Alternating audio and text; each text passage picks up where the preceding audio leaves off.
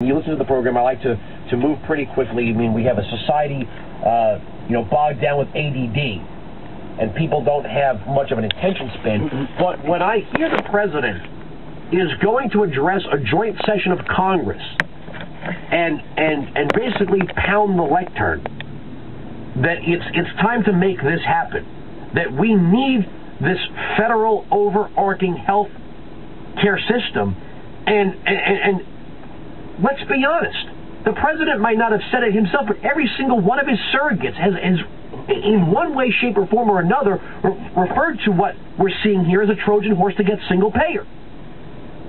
And we hear liberals and Democrats lament that we don't have the British system. And it's funny, their anecdotal stories are what they consider justification to have this NHS system, yet the stories that come out of England are truly horrifying. Headline, again, if you're just joining us, we linked to this story on WilkowMajority.com. It's the last story on our today's reading list. Headline, doctors told me it was against the rules to save my premature baby. This is from the Daily Mail.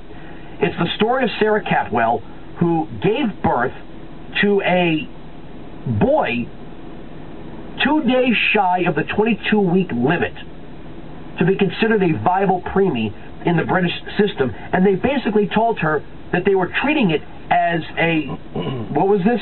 A stillbirth.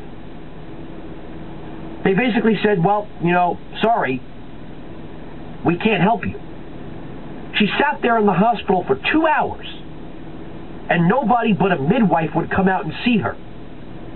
So she began to take pictures, which the Daily Mail ran. Their NHS system does not consider a baby viable at less than 23 weeks.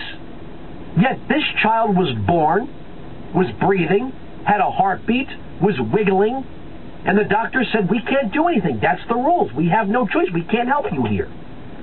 And little Jaden Capwell died. 1-866-95-PATRIOT. And this is the naivete.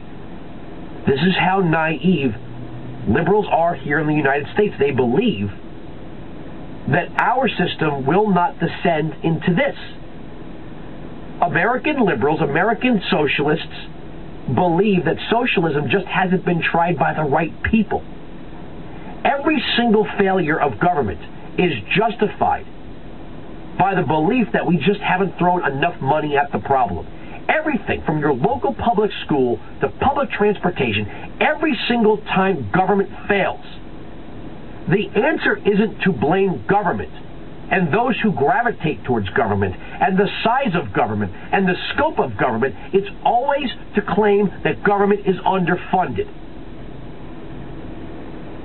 Follow what the research that we provided you on the roads. Bill Clinton in 1997 passed a $175 billion highway bill that he said was going to be the bridge to the 21st century. The next year, they passed a $236 billion Part 2 bill with a 6-year shelf life.